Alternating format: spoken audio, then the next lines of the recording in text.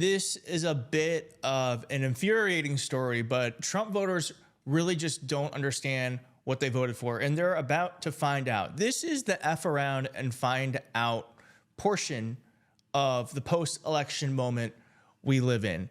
And here is just one video that went viral, has 13 million views right after the election, where the Latino voters said that Trump's not going to deport family-oriented Latinos. And then I also have reports of voters who are begging Donald Trump to not do exactly what he said he was going to do. And I have some other reporting showing that Donald Trump and his minions want to cut Social Security and Medicaid, stuff that a lot of his voters rely on. So let's just get right into it. If they let in hundreds or thousands of people who already have criminal records, if deporting them creates a mass deportation, I'm all for it. But what if rounded up in all of that are people who work on a farm, they're doing the jobs that Americans don't want to do? Does that worry you? That wouldn't be fair. Of course, they need to make sure that they don't throw away, they don't kick out, they don't deport people that are family oriented. So that's infuriating, but that's also just kind of how a lot of voters are talking about Trump. They're saying that they voted for someone who doesn't exist. Here is Masura, who was interviewed by the Washington Post, and here's a little bit about her. A decade ago, she was a fervent supporter of the Clintons.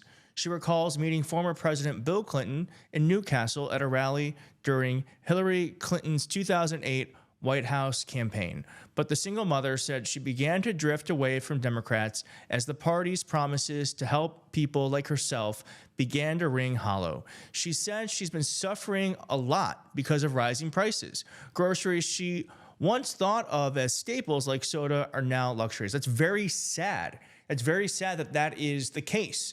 I actually don't know what Democrats could have done differently to explain to people that prices are up and it's no one's fault. This is just what happens in a post-inflation moment. Prices go up. Ideally, wages go up, but prices are never going to go back down. And Donald Trump has even said that grocery prices are hard to put down as soon as they go up. Donald Trump just told Time Magazine it's too hard to bring the prices of groceries down. I thought it was his campaign promise he was going to bring the prices down. Get over it! He did say that, but then he said in the interview recently that it's hard to bring the prices down once they're already up. He then said he can't make any promises, but he still thinks they'll come down. But he made a promise saying... Were you not listening? There's only so much he can do! Tariffs will ruin supply chains. However, he did say a better supply chain and energy prices should bring them down. The energy prices are going to bring the groceries down. Yes, that's what he said! You do not believe him! Number one, that doesn't make any sense. And number two, what energy? The energy Canada is threatening to withdraw because of his tariffs?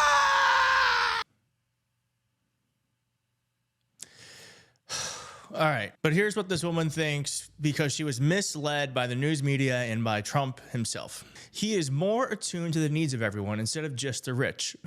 Who did she think she was voting for? I think he knows it's the poor people that got him elected. So I think Trump is going to do more to help us. Need I remind you, Kamala Harris worked at McDonald's. Donald Trump did a photo op there. Kamala Harris actually worked there. She knows what it's like to be middle class because she's of the middle class.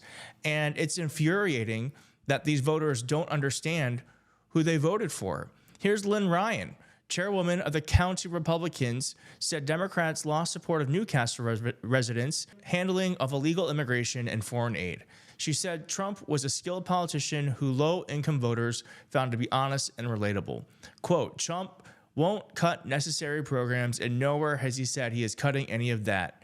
Quote, he is cutting bloated government. He is not cutting programs that work for the American people. Well, I've got some news for her that is absolutely not the case. We know Doge, and if Doge survives, because who knows what's going on with Elon Musk internal war with MAGA, but if that were to survive, I have some thoughts about what they're going to cut, because they want to cut a lot, and they can't cut a lot without cutting into government programs.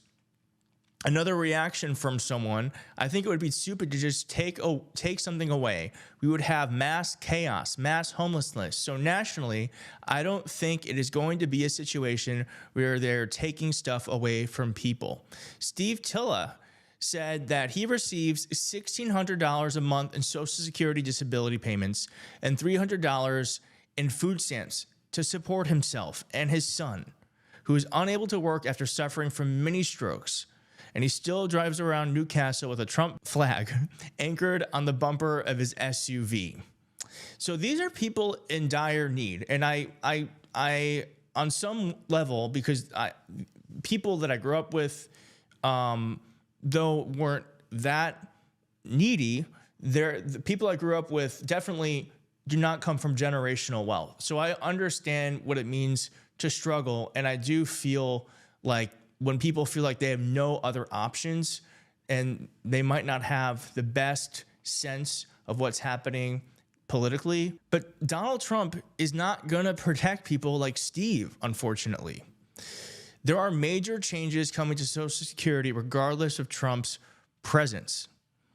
And it's even being talked about that Elon Musk wants to pay for his tax cuts with your Social Security and Medicare.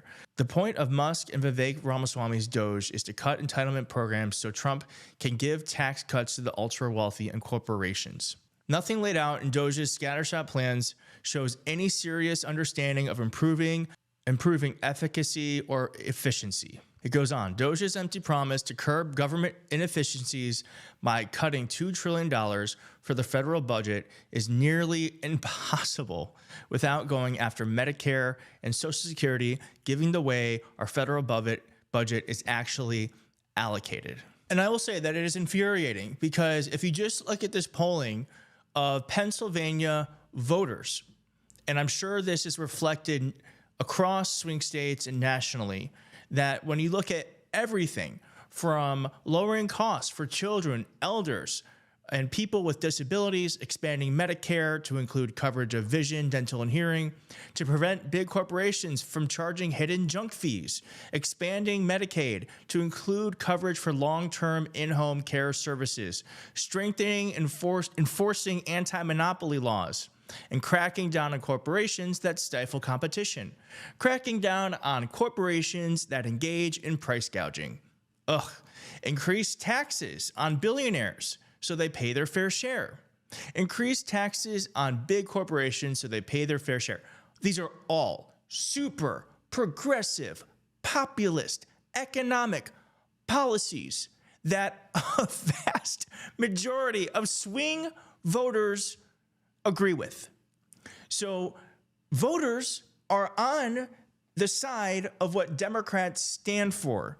The problem is that voters have been lied to through a vast weaponization of propaganda on the right, and the actual mainstream media, whatever that means nowadays, has subjugated itself to being fair and balanced when one side is lying and the other side is just trying to tell the truth through a storm of bullshit. And everyone's suffering except for the billionaires and the corporations. But meanwhile, voters actually want these things. And it is so infuriating to hear that voters are needing these programs, and it's billionaires like Vivek and Elon Musk who want to cut the small amount of support our government actually provides to people who need it. So that's all I got. That actually just made me really pissed off. I'm gonna go lift some weights and stop being mad. So if you could please like this video, that would be super helpful. It does get this into the algorithm. I'm gonna say it every time until we hit 500,000 subscribers. And if you're not subscribed, please subscribe, because subscribing means that you give me legitimacy. And when I get legitimacy, I can get more people onto this program for interviews. I want to interview politicians. I want to interview change makers. I want to interview people who make a difference. But the only way I can do that is if you provide me legitimacy in a platform that they feel like they can speak to people and actually get a message across to an audience that's listening. So please subscribe, and I'll see you next time. Thanks so much.